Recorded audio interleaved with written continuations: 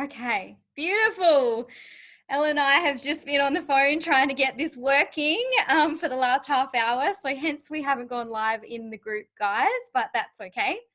So I'm sure a lot of you know who Elle Wilson is, but Elle, would you be able to explain to us a little bit about your history and background in the beauty industry and all that stuff? Chelsea, I'm pretty old. So how much time have we got? A lot more for the podcast tomorrow. Yeah. How much you want me to fit in like 35 years in 60 seconds? All the good bits. Yeah. I think I'll start with how I stepped into the industry, just 21 years old. Actually, I was 20 when I was in beauty school. I wish we could call it something else, beauty college. Yeah. Beauty school sounds really lame, doesn't it? It does now. Every time I say beauty school, I think, oh, what is it? But anyway, so I was 20 and, or maybe just sort of kind of 19. I was going through a really hard time at that time when I was in beauty college. We'll change up. Well, yeah. I actually had anorexia and bulimia at that time. So I was just really, really, really struggling. Yeah.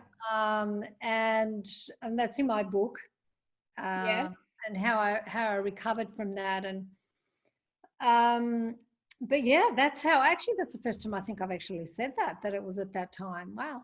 And I've even thought about that. So then I sort of stepped into beauty, and my then husband, who I've had my two children with, he bought us a salon, which was my sister's, and she was trying to sell it because she had this successful hairdressing salon.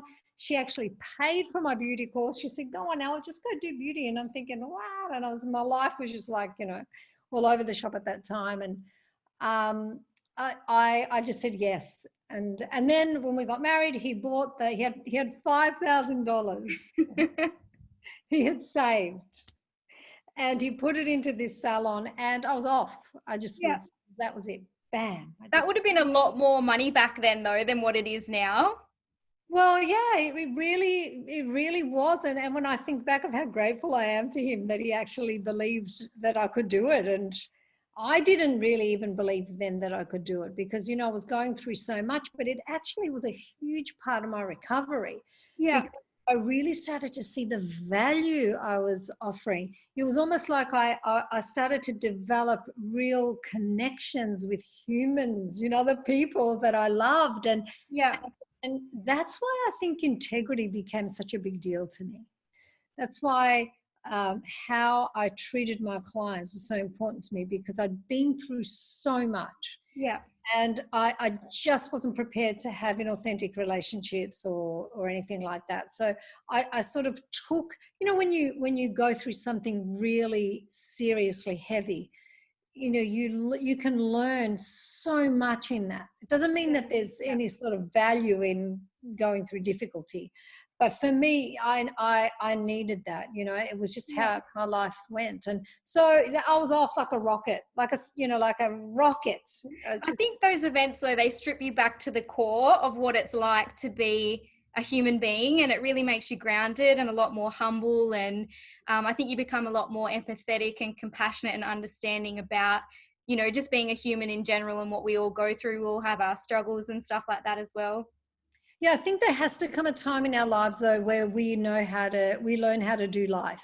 Yeah. There is a way to do life. There really, really is, and for me, I wanted to learn that. That became one of my passions is how do you do life? How do you be an entrepreneur? Add that on top of just doing life, right? Day-to-day life, deciding what you're going to wear in the morning. It teaches you a lot about yourself. I think being an entrepreneur is very thrown around lightly these days, but it's actually quite, it's a challenge, and you're constantly learning about yourself and what you're capable of. It's an absolute art. My life, as you can imagine, is filled with entrepreneurs and on every single level and some of the highest levels. I work with some of the most incredible people around the world, and I've been so lucky. And what we come to when you're at that stage is that you really understand what entrepreneurship is actually about. Yeah. So it's certainly not what most people talk about, and it is an art form. and it's never ending. It's kind of an internal yes that you're saying uh, to growth, to Yeah. more. That's the way that I see it, and I know I'm not the only one. When I look at the successful entrepreneurs, people that I think, when I think of them, I think, you know what, you're the real deal, and Yeah. they're the only people I'm really interested in. I'm not really interested in the ones that are faking it, or whatever. Yeah. Um, I just, because you have to have those people that you align yourself with. You've got to align yourself with those values that you cherish. And first of all, you've got to find out what they are, right? That's another thing. And then there's this beautiful connection, and your ears are open, you're listening, your heart's open, you want to know more. You want to know more from those people because they're the ones that you want to learn from. Yeah. And they're the ones that you're connecting with, and that you're even teaching, just through your interaction with them. So this whole entrepreneurial thing, it's And I think you're right. I think it's just mainly about growth, because you never get to a point where that's enough. Like, you reach a point and you go, okay, what's next? And then you might, hire your team member, and then another one, and then another salon, or you become a trainer, or like, you are literally just constantly growing. Well, you are. And I think that, I call them budding entrepreneurs, Yeah. it's kind of these women, and I'm always talking about women. So I'm really sorry if there's any men, because it's tough luck, I think it's fair. Like, our industry has mainly primarily been women for such say that though. Oh, that's terrible, really. I shouldn't. What about, but I can't help it. I'm just like, so like this woman thing, this feminine. Wow. What can I say? But I think that with these budding entrepreneurs that are coming, they're like sprouting everywhere, because technology, as much as we find it difficult or not or whatever, it's giving so many people an opportunity to be seen. Yeah. And to even imagine that they have all this opportunity, right? It's kind of like, what, I can do that? Or, there's a person that would help me to get from here to here. And so people are kind of like, women are coming out of the woodworks. And I'm not just talking about people in the beauty industry. I'm talking about corporate women that all of a sudden are going, I want to be a beauty professional. Yeah. And in Australia, for example, I think New Zealand, Canada, a lot of countries around the world, that's a real thing. Yeah. So that's why we're seeing all these women that were working for other people or in the corporate arena becoming lash artists and opening up their own businesses. So in Australia, for example, in America, it's completely different. So we train in America, it's very regulated. But here, you're dealing with people that have not done diplomas, they've not done their beauty college, education, and all of a sudden they're beauty professionals. We have to take care of them. And they're in that entrepreneurial kind of like, they're like little seeds, and they're kind of looking around going, oh, how am I going to do it? They're very vulnerable too. See, that's another thing. When you're in that learning phase, I mean, at any phase where you have a desire, you're vulnerable. Yeah. Because you're vulnerable to all these people that are, out there trying to get your money, tell you that they know how you're going to do. It's very true. So you're very vulnerable. So there's a level of discernment that I think is really, really important in that phase. Do your homework. Don't just look at the pretty pictures on Instagram and the fancy words and the fancy bodies and outfits, that, or what people are saying. Like, truly find out about that human being, investigate, be intelligent, be wise even. And, you don't just go stepping in and saying yes to someone just because you've had a connection with them. It doesn't mean anything. It's kind of like, would you go and marry someone that you just kind of looked and thought, oh, he's gorgeous? Well, we probably could. No, I'm only kidding. But, you investigate, right? It's even in a relationship. You've got to go in and you've got to find out, what's he like under pressure? Well, what's he been doing? What's he really like? And I was watching, actually, I think, is it called Grace and Frankie, or Frankie and Grace? I can't remember what it's called. Have you ever seen that show? I have seen that. That is so funny. You probably don't find it as funny as me because you're not as old as I am, but I just find it absolutely hilarious. And I'm like watching these girls, and they just say, I call them girls, and they're like really old. And I was watching them the other day, And someone was going out with this, just started a new relationship, and they started saying to each other that, I think we should be real with each other. And then he's slamming, like he just went really mental and lost the plot, and she's like thinking, oh my gosh, this is the real you. So it's kind of like that. You have to do your research. You've got to look at it. You've got to explore the person that is going to be someone that's going to lead you. I mean, wow, that's huge, right? It is, definitely. And you want them to have gone through the mud. Let them. They've got to do all the hard stuff so that they've come out the other end and they're shining and they're saying, right, this is the way. And people also that are prepared to allow you to creatively express yourself and to grow as a person. Most important thing. Yeah, that is so important, definitely, to not kind of be kept in a box or anything like that, because I think a lot of what we do is creative, and it is about ourselves and it is about other people, and we need to be able to grow as human beings, as artists. Well, why did we come here anyway? If we didn't come to evolve, to grow, to be, to explore what's, more than just our limited minds and our superficial thinking and, all that boring stuff, all the fear and the doubt and the drama. I mean, really, like, women have to make decisions. We've got to say, right, this is what I'm desiring. And you've got to stay like it. It's almost like, you have to be able to decide what you're desiring so much, and even more so for women, because women, we're different to men. We're not the same as men. I keep saying that. Don't try and be a man so you can be successful, because you'll be so unhappy. True. Yeah, definitely. It's kind of like we're made differently. Our anatomy is different. We feel more. We can't help it, right? So we don't want to turn into men so that we can be successful. In fact, that just is awful for a woman. So it's really anyway, I can't remember what I was talking about, sorry. That's okay, we got a lot out of it anyway. Happens every now and again. I just have like this moment and I think, what was that about? You just have to go where the conversation flows. See what comes out. So what about the True Brow system? Like, how did that come about? I am assuming that when you were 20 and you came into the industry, there was a lot of, no, we do it this way, this is how it should be done, and then you've just come in and just created your own. I actually, that came to me after deep transformation. Yeah. That when I first came in after beauty college, oh, I'm so excited I'm using that word. I've done that like 3 times already almost. I just did brow shaping, like what I learned.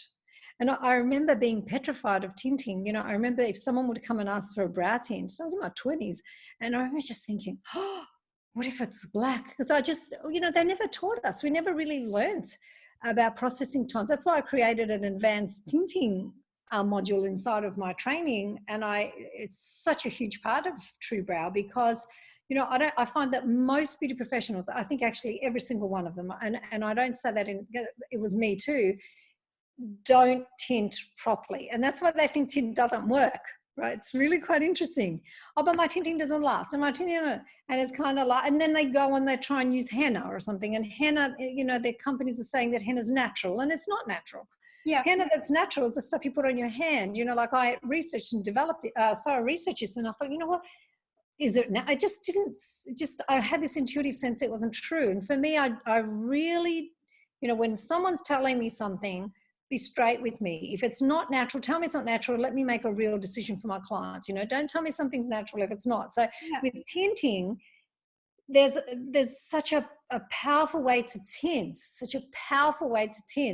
that really changes your client's brow. So I had to develop that. But that was one of the things that was my pet fear, like pet hate. Back in those days, I used to use that word. I'd be petrified, and I wouldn't, and I'd take it off straight away because I'd think, it's going to go black, so I was still doing just the same stuff everyone was doing, and I did a big young and dumb thing. We can talk about that tomorrow. Make sure you ask me about that tomorrow. I want to talk about that. I want to tell everybody. I did a young and dumb thing. I did a lot of those, so many. Oh boy. And then I went out of the beauty industry because I separated from my husband, and I was a single mum. And I had my babies, and I decided, that's it. I have to transform. Yeah. I don't even know why I'm living for. I didn't even know what life was about. I didn't even know what I was doing on the planet. I was so unfulfilled with my business. My marriage, I walked away from that because I just really didn't know who and what I was. I had no idea. And I thought, am I going to live the rest of my life like this, or am I going to dive in? And as it was, I was meant to dive in very deep. Make a change. I was meditating 3-4 hours a day. I was That's looking after my amazing. children. I was like changing every belief. I was actually studying back then. I found someone, it was funny. I just got to a stage where I had such a strong connection to my inner guidance, my inner voice, that quiet, gentle voice. And I really had to discern it. But, when you're meditating that many hours and and not to say that I meditate now or I do any practices at all, and I don't even believe you need to do it to evolve and to grow. So I don't want to give out the wrong message, even though it's sweet to meditate and find that quiet, still place inside. But I'd go and sit in front of Borders books, and I would just go in front of the self-help, because boy, did I really thought I needed it. And back then I had to fix myself. There was something definitely wrong with me, And I'm pretty sure we've all felt like that at some stage. I know, Yeah. but it was so wrong and so crazy. I just didn't understand, So, and I would just say, okay. And this is actually quite a lot after I was first meditating, because I wasn't reading. I hadn't read one single book on your inner anything. I didn't know a thing. Everything was just self-exploration and trust and faith. And how they talk about manifestation now, like I would just need something and I would just ask, and all of a sudden the next day, bang, it would be there. Like I was a single mom. I'd gone through this massive crash. I had a skincare line I'd put together. My business partner had walked out. I had all this stuff going on. And I remember thinking, how am I going to pay the rent? And it was amazing, because I would just go, this is what I need. And then bam, someone would put in this massive order. And of course, it was just this it was like me manifesting through trust, faith. I had to learn to trust and have more faith in not my mind, but what was deeper for me. And for me, I'm that type of person that has to fully, have to get it before I can speak about it. Like, I'm just not going to go out there and just go talk about it for the fun of it, right? I lived it. And then I started writing, like waking up at 3 a.m, and all this stuff was just coming out. I think, oh no, I'm tired, I want to sleep. And I knew I had a pad and pencil next to my bed, and I would just get up and I'd just be writing. And I started writing workshops, and I'd go to my computer, and I was hardly getting any sleep, but I just didn't need it. And so I started facilitating workshops. I went on radio talking about anorexia, bulimia. I went to Melbourne University. I was asked to go there and speak to to the women, girls there, about self-worth, self-esteem. I was just so many things. All of a sudden, I was just doing all this stuff, and it was nothing to do with beauty. And I really was developing that inner ground, and I loved it. I loved it so much. I found some beautiful, after that, books that I would read. It'd be like, pick that book, that's the book, and everything I needed was just in the books. It was just amazing. But then the True Brass system came when I was like 37, and I went back into the beauty industry again. Go figure. It was meant to be. And I never wanted to do that. Like, honestly, I was not going to go hands-on back into the beauty industry ever. And I must admit, doing all that work that I was doing, the empowering women, and I loved it so much. It was just so amazing for me. And there I was, hands-on. And that was at 37. That was when the True Brass system came through. But it had I had to go through a rite of passage before I could bring it through. I had to, have that clean slate almost in me, almost like, because it's such a process, it was so beautiful it just came through me. And it wasn't created overnight. Well, I was doing like the first brow that I actually did in just letting go was unbelievable. But the development of it, to put it into a manual years later, like years and years of the subtleties and hair by hair, checking in, is that the right hair, and checking in with that inner. It was just amazing. It was, it sort of became a part of me. So I became quite protective of it. I really wanted to give it to women that want to create beautiful lives and change their lives with it. I didn't want to just exploit it and throw it out at anyone that wanted to do it and trash it. Yeah. And that's the truth of it, really. I know it's like a life-changing service, because we've proven that with all the salon owners that have changed their lives, their businesses. And it's also a very simple model. So yeah, such a simple model, but we can talk about that. So that sort of came in, and I started doing it, and my life has been like such an adventure. I look back and I look at all my mistakes. I look at all the silly, stupid things I've did, and boy, did I do some, as I said before. But, like when I look back, I just think, wow, like what a life. Yeah. Incredible. I think we all do have that though. And we think like, if we had our time again, but then, there's stories that are relatable and people are like, okay, great. She is human, just like me. She didn't just sit on this pedestal and everything just came to her. She's actually made mistakes too. I just love that you say that. I love that you say that, because I always kind of think that I always tell people I'm on the right down there I'm with you. Wherever you are, I'm with you. You can contact me on Facebook. You can talk to me, and it's kind of like I've had, this life. When I look back, actually, let me just say one thing, because I don't want to forget this tomorrow, right? Okay. You don't have to do it hard. What young people, anyone now on the planet has to know is that if you find the right mentor person, even life, you don't have to do it hard. When I look back, I couldn't have done it any differently, because I was like, I had to try everything so that I could get to a place where I knew what was real. Yeah. But like when I look at you and I think to myself, if I knew what I knew now, have you heard that? Parents always say that. Yeah. I would never have done, probably 3/4 of the things that I did in my life. You don't have to go through the difficulty. There is no value in the difficulty. Once you know how to live this life, once you know the principles of life and how it works and how you work, difficulty, it's not like you need it. You'll only need it when you go off track. Yeah. Whereas we have this idea in our minds that, it's kind of, you got to learn, you got to this. No, you don't have to learn. You just have to remember. We spoke about that, the other day. Was it today? The other day? I can't remember when we spoke.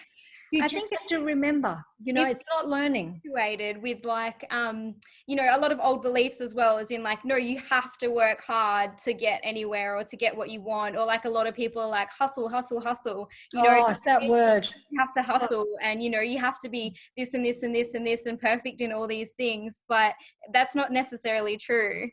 This hustle word, it's like, what a dumb word. Like, I'm so sorry. I don't get it. Like, what are you hustling for? Why would you want to hustle? If you are so authentic and you have all this integrity, why do you want to hustle? It sounds exhausting. I know. And other people, you hear people say, don't watch Netflix, work on your business. And you're kind of like, hey, I put my feet up every night, and if I want to watch Netflix, you try and stop me. Yeah. You can't have a business that tears you to pieces and become something that you don't even like anymore. And it's trying to find that balance, I think, between like, you're still a human that needs downtime, but then obviously doing the things that need to be done to get you to where you want to go as well. Yeah, but you know what, Chelsea, the beautiful thing about that is that they're very easy ways. Like the thing is, I read the other day, someone sent an email through, Sam Ovens, love him, so amazing. I love this man. And he's just cool. He's a bit of a nerd, I think. Oops, I hope he doesn't hear that. But anyway, but he sent this email through. I must have subscribed or wanted to look at something that he had done or something. And he actually runs courses for online things, totally different thing. But anyway, and he said something that, you know, when you're as an entrepreneur, you think you have to do all this stuff. Yeah. Right? And everyone's telling you, do all this stuff, do all this stuff. And he's saying exactly what I always say is you have to sacrifice all that stuff and do one thing extremely well. Narrow your focus. In the beauty industry right now, the most important thing is to niche, micro niche. Don't niche. Niche is old. You know, we're moving so fast in the world right now. The world is moving so fast. If you don't get this in this industry, you are going to be left behind, and you're going to be those discounters. You're going to be one of those people that discounts because it's the only way you're going to get clients. Yeah. But there is a way to do business that is easy. And the strategy is phenomenal. And we share it for our girls with Browse, but you can do it with any service you're passionate about. You know, and so this whole idea that you have, and it's true, we do want to find that balance, but we can talk about that tomorrow. But I think what's really important is even this idea that business has to be a strain. Business has to be a joy. You know, you went into business because you were creatively wanting to express something. You know, you wanted to extend out into the world from that beautiful place inside of you, or you wanted to make a hell of a lot of money so that you could be free and do whatever you want.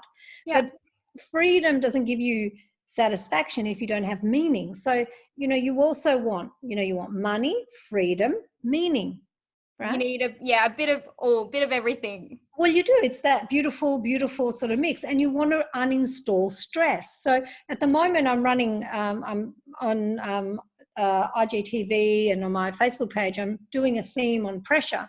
And one of the posts that I put up is that, you know, if you want to be successful, you need to understand how to deal with pressure, because pressure, if you think of when we're born, we're going to get a bit feminine and a bit sort of like, gooey now. But anyway, when you're born, you're coming through that canal, right? You're coming through and you're already experiencing this incredible pressure, right? So pressure is part of this being on this planet. And if you want to understand how to be with pressure and how to learn how to deal with pressure in a way that is real and true and not turn it into drama, what is the beauty industry so full of? Drama. And then extend that out to women in general. Same thing. Yeah. The world's drama. Everything's dramatic, you know, more ratings if it's dramatic. The news is dramatic. True. You know, everything's about drama. Well, that is just like a leaking bucket. It drains us. It exhausts us. That's why I don't watch the news. I said to my neighbors, guys, if there's anything going on, you better knock on our door and tell us, because we're not going to know. We're just going to be sitting there in bliss thinking, yeah, we're doing fine. And there could be like a tsunami coming, right? Yeah. We're actually the same. We don't watch the news either. So a lot of, I feel like what I actually need to know, my friends and my family and my clients tell me, and I'm like, okay, do I need on Facebook, right? You're going to know, right? You're going to know. That's right. Exactly. It's like eliminating that from your world, you know, eliminating that and learning how to be with pressure if you want to really be successful and happy. What's the point of being successful and having so much money if you're not happy?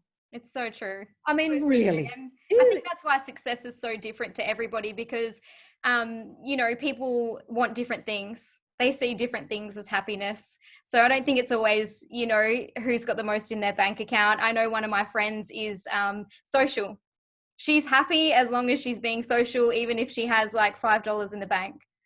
Isn't that sweet? It's so cute. Know, I love her. It's her level of meaning, you know, it's what's meaningful to her in her life. That's why before when I said I added the word meaning is everything. Yeah.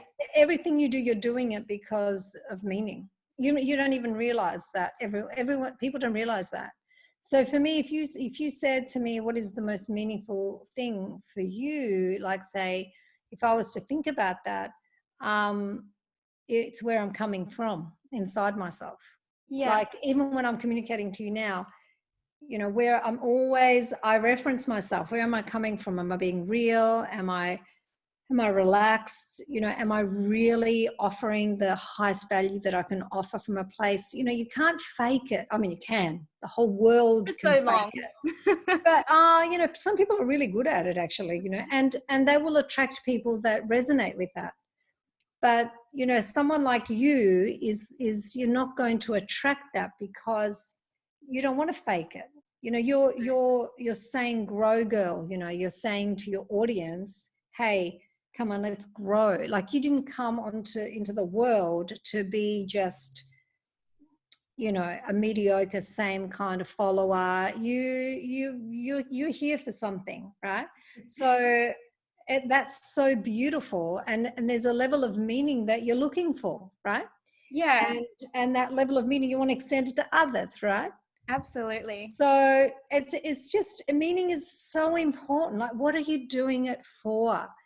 And a lot of the time, if we lose that, or it's not strong enough, we won't withstand the pressure, because the pressure then turns to stress, becomes stress is always dramatic.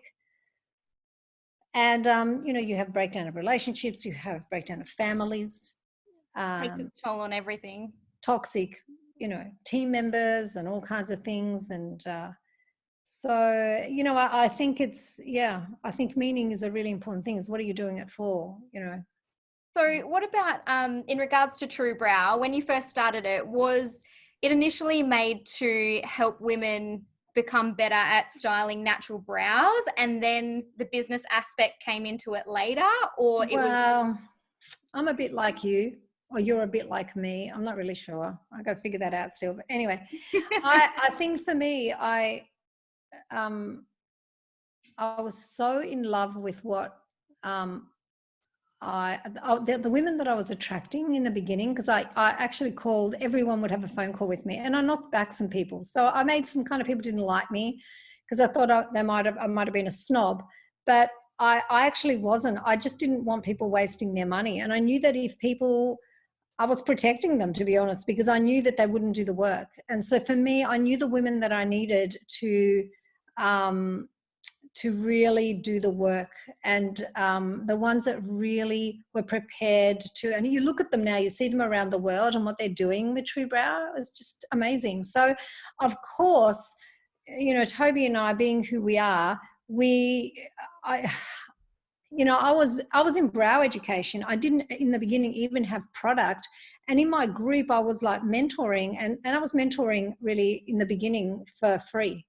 You Yeah. know, like I wasn't charging people anything. It was just me helping them. My whole heart was in it.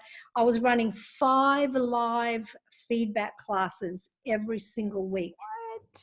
Wow. 5. And 5 that's of a lot them. in itself when you're trying to work and you've got a family and all that as well. 5 of them, and traveling all around the world. And I was doing that so that I could make sure that everyone could get, you know, into a class. And I wasn't really being paid for those, Yeah. because there was we were the first kind of educational organization to come in without disposable product.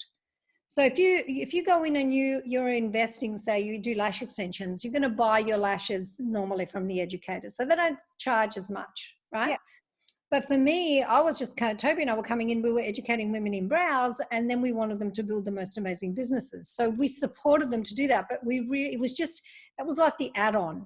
And, you know, we had people that were tripling their incomes. We had people that were just like blowing our minds, like their waiting lists were growing. And then, you know, really one of the things that I've loved the most and comes very naturally to me is business. And I've been in business, like I said to you before, since I was 21. So you know, Toby and I, he builds out the most unbelievable business tools. I mean, my husband is like quite an exceptional human being, and I hope he can't hear me because he'll get all shy. He's very humble, but he has built you know, these incredible business tools right from scratch, and no mistakes, like they're just perfect to make life easier for salon owners. And so I said to him, I said, let's, you know, like our girls were having issues, they really needed help with other things because they had extended beauty businesses that offered a whole lot of services. So I just said to him, look, you know, let's and I guess that the coaching program that we did last year was to make them think differently. Yeah. I don't want to make people dependent. I love people to start to think like, like really thriving entrepreneurs. I wanted to turn them into entrepreneurs, and I was watching so many of them flourish. And so that's how that came about. Now the offering that we're offering just to our True Brow people, or anyone that comes on board, which we can talk about that tomorrow, is out of this world. And I'm doing that because I really made a decision last year that, I really want to help people that want to build extraordinary brow businesses. That's it, full stop. That's what I do. That's what women come to me for. They don't come to me to do a better brow. Yeah. They don't come to me to, do a brow that, they don't know how to charge for it, or, they're still not making money. I think it's really good that it's the full package, because, when people do come out of beauty school or traineeships or, their few day courses or whatever it is, I think we kind of try to mimic what we see other people doing, and, the people that we think look successful, but we're kind of really blasé to actually how to run a business and what's involved and the steps to take. And the growth is so much quicker when you can cut out the mistakes that everyone else has already made. Well, yeah, that's really fabulous what you're saying. And, there are a lot of coaches, there are a lot of people out there. And I mean, I can tell you now that the girls that have really, they're not rebellious. If you're a rebel, you can't come to me. Yeah. Not this You've year already anyway. got the system and the process. Yeah, it's like you can, but you'll be giving me your money and you're just going to go around in circles for a little while, and you'll do really well, but you won't hit the, let me give you an example. I've got this girl at the moment that she was living in Western Australia, actually, in the corporate world, left her relationship, stuff was going on, took her bubbies, went to Victoria. No training whatsoever. Now, I was not training people that weren't beauty therapists for a long time. And then I just had them all coming to me and telling me, Elle, I've done a 3-hour course. I did a 1-day course. And, they were touching people's brows. And I kind of said to Toby, we're going to have to do something about this, because someone is trained. These people are going to go and get training anyway. Let's at least get them to do a really, really good job, rather than, all these women, we're just going to go through another disaster of all the, like kind of really, I mean, it's a big problem, right? When you don't know what to wax, how to tint. So we went into that arena, which was a big decision, but I thought, you know what? No, I'm going to do it. Anyway, so Toby, just sits there. Okay, Al, no worries. Not all the time. And I'm not saying he does that all the time. When he knows you're right. Oh yeah, yes, this is true. And so this one particular girl came, and the reason I'm actually sharing about her is because today now our mastermind group, which is our inner group, I don't ever use the term lady boss ever, because I think it's ridiculous. But the real, like a lady boss to me now, I used it today for the first time. All the girls must be so shocked. But I said to them, the reason that I've used it is because she's real. Like, it's not like a pretend lady boss, oh, I'm a lady boss and I'm all tough. Like, she has, since she started with us, she did one masterclass, she did another one with me, then she did a one-on-one with me. Yeah. She went back to her hometown. She's now charging $240 for people to enter the True Brow program. And the brow work she's doing, you have to look at it on Brow Secrets International. And I think I'm going to have to. I want to stalk her now. Oh, Davina Warren is her name. And I have to tell you, she's my first lady boss. I mean, I've got a lot of lady bosses now that I think about it, that, that have been created through True Brow and their commitment, their hard work. But I was amazed. And can you imagine that? Like, my daughter does that. She's got 50 people on her waiting list in Canada for True Brow, and $250 for True Brow program. Wow. Now, that's the strategy. That's the level of expertise you can get to. And you micro niche all the way down. You don't have to do it with brows. Like I said, people that love skin can do it with skin, and micro niche down to, is it acne? Is it, I don't know, loss of elasticity at my age? Whatever. I love that it's going that way now, though, because I know that even 10 years ago when I joined, when you were a beauty therapist, you did like pedicures and manicures and facials, and Everything. like, you literally did everything. And I remember like feeling like clients were wasting their money with me on massage and stuff like that, because I hated it. I still hate it now, and I haven't done it for years. And I felt like because I hated it, I was never doing a good enough job, because I didn't actually want to be there giving that treatment. So I would never do anything to invest any more into it, to get any better at it, because really I just didn't want to do it. So I think it's amazing that people are Yes, shifting now to like, this is what I love, this is what I want to be good at, this is what I'm going to concentrate on. I love that, and I used to do that in my salons. I'd bring in specialists all the time. I never pretended that I was good at everything or that I even liked. And I'm a little bit like you. See, here I am. I'm a little bit like you. If I don't want to do something, I don't want to do it. And there's nothing wrong with that. That's actually being real. Yeah. That's actually saying this thing doesn't draw me. I'm not in love with this. I don't feel like I'm putting my heart and soul into it. And and the better you become at something, like that's the other side of it too. The better that you become at doing, say, for example, True Brow, the more rewarding it is. It's like if you're struggling to play tennis, and then you're a world-class tennis player. Who's going to have the more kind of like, whoa, really rewarding feeling? It's the world-class tennis player, because they're amazing, right? And they're also rewarded because they get millions and millions of dollars. So it's kind of like, it's the same with when you're looking at the skill set that you want. You want to, the beauty industry, I wish, like that's my wish. I don't have wishes really, because I don't live like that. But I do have a wish. I actually do. Oh, anyway, my wish is that the beauty industry would step out of these short courses. I wish that they would stop doing that to themselves and realize that it's like it's as if it's an archaic kind of belief that we've had, that was imposed upon us, the same as how to do a brow or how to tint. And, even like how many drops of oxidant to put in tint in the beauty school curriculum is completely wrong, right? Yeah. But They take so long in those kind of things to catch up to the reality of how things should be now. Well, it's kind of like, it should have even been like that then, Chelsea. Yeah. But it's kind of like someone made up this way, and then trainers came in and they do 2 days, and then everyone was, getting a certificate. What I say to my girls, would you rather have on your wall a certificate that says, I'm a true brow specialist, or would you rather to have before and afters that you've framed, like of brows, or at the back of the toilet door, in every single, room, in all the front, in your window, of brows that you've turned into masterpieces?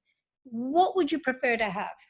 Absolutely. Creations that are actually possible, that your clients actually want to see. They're looking and they're just going, I want it, I want it, I want it. And now we don't even have to put them on our walls because we have Instagram. So, there's this kind of like idea of what a certificate's fine and it's great. And, we've got our directory, and that's how we manage for the consumer to keep our girls at a particular level of skill, and so that it protects the consumer. Otherwise, people do, brows, and then all of a sudden they're gone and their brows deteriorate because they go back to their default. You know what I mean? They go back to what they knew. Yeah. It doesn't happen all the time, but it can happen. So we've got to sort of keep some kind of, I don't know, some level of achievement. Yeah. Yeah. And I do agree with that. Like, I know that I did a brow lamination course because I was just more curious as to how it was done and all that kind of stuff. And then I did more research into it and, found out that actually, those kind of products shouldn't be on the skin, but of course they're going to be on the skin because you're doing the brow, and how, it can cause hair loss and all those kind of things. And to be honest, when I left the course, I didn't really feel confident in doing it myself, just because I've been in the industry for a while now and I walked out with a certificate. I didn't really feel confident about it. It was just like, oh, okay, I have the certificate. Now I can buy the products. Now I can do it.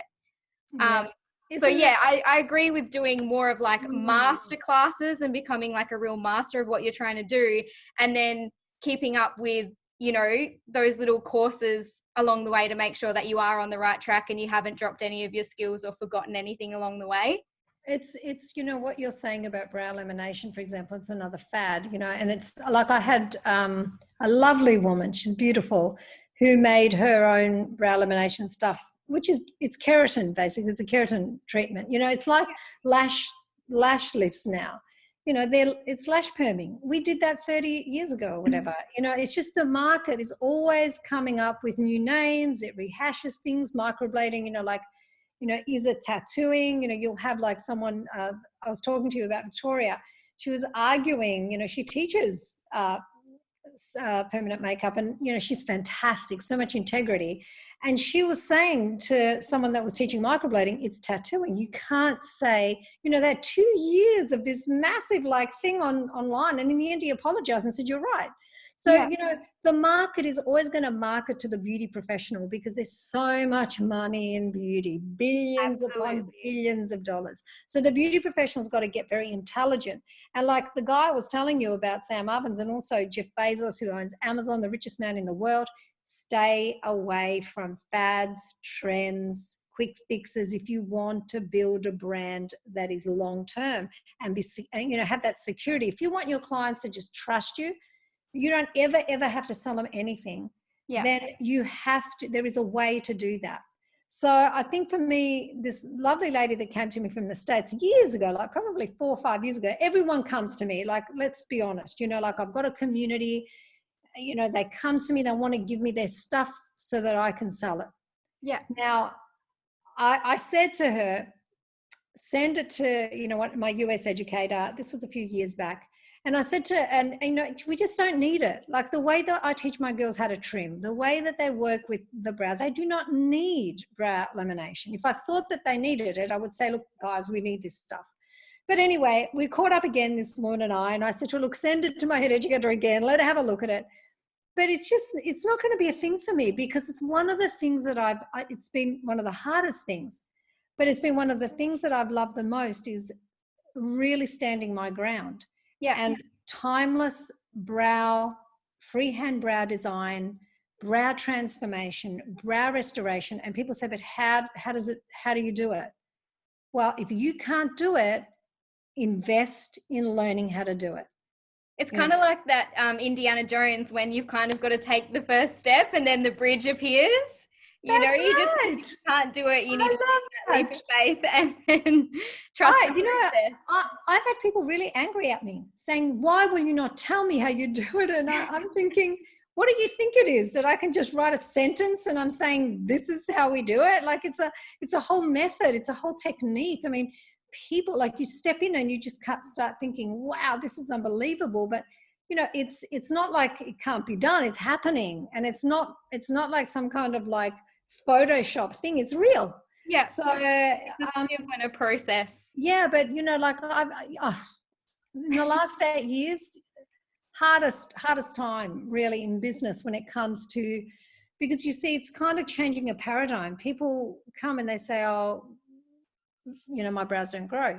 And you go, okay, thank you for sharing that with me. That's great. I want to show you what I can see. And there's a whole method and a whole process. But going back to, you know, the you know, like it's not going to be everyone, because some people, professional, rise up to her worth, you know, to discount. Like our girls never discount. You know, they never have to dispatch. And then if it isn't, then if they're doing the right thing, they should, you know, continue like the rebel. And then there's the one that does the right things. They're the ones that succeed off. But it's not about just getting all these certificates and putting them on your wall. So many successful businesses. Do you ever think I had one certificate on the wall? Because it doesn't mean anything to me. Getting to my client. That's it. You know, and I never got clients. I had clients because of my integrity, my authenticity, the trust factor. Never, ever, never done that. Ever. You know, that's amazing. It's just, you know, one of the things I don't think is necessary, but yeah. I agree. So I know you also have a big offer coming up. Did you want to discuss that more today or tomorrow on the podcast? Was that, you're breaking up a little bit. Was that the offer? Yeah. You have a big offer coming up? I really do. You know, if I was to say to you, I have yes, I do. I could say something about it now. Yeah. Well, we have like $37,000 worth of $97 plus a weekly fee. That's for people that want to. Can you believe that? That's a lot. Well, when I was watching the webinar, I was just like, oh my God, so many people need this. This is incredible. Did you watch it? Oh, that's right. We sent it to you, didn't we? Did you watch it? Yeah, I watched the whole thing. Well, Toby actually built those tools, all those tools that have been built, unbelievable. I mean, Amazing. yeah, the key thing, really, I think for any business owner is making their life simple. You don't have to do it hard. You'll get sick. You don't do it. It's kind of like crazy discounting. Stop asking, questions in Facebook groups all the time and to make a decision about what you want. You know what the hardest thing is really for people is to what they want. It's just phenomenal. I just can't believe it. Like I think to myself, and I don't want rather than what we do want, Oh, I don't want that and I don't want this, but what do you want? And ask someone Easier that to know what we don't want than what we do. So concentrate on that. Forget about what we don't want. You've got to decide on what you want, right? And then if you say, I want an easy business, stop thinking about what we don't want, because there's so many things that we don't want. So if you really focus on what you do want, straight arrow, you're just like streaming all the way forward and everything. But you've got to have that first. It's unbelievable. I wish someone had told me that when I was 21 years back then. But, I know it now. And yeah, I know it now. I remember, I don't know, what I know now back then. It's that sort of, that kind of thing. Anyway. Well, I must have low Wi-Fi or something because it is starting to break up a bit on his end as well. So we'll wrap it up for today. But I'm really looking forward to the podcast tomorrow. Yes, that's going to be fun. I agree. So we can dive a lot more into it. Yeah, you can ask me all the questions that you want. Go hard. Just ask anything. But yeah, thank you. And I will speak to you tomorrow. Yes, thank you, everyone. Lovely to be with you. Take care. Yeah. Bye now.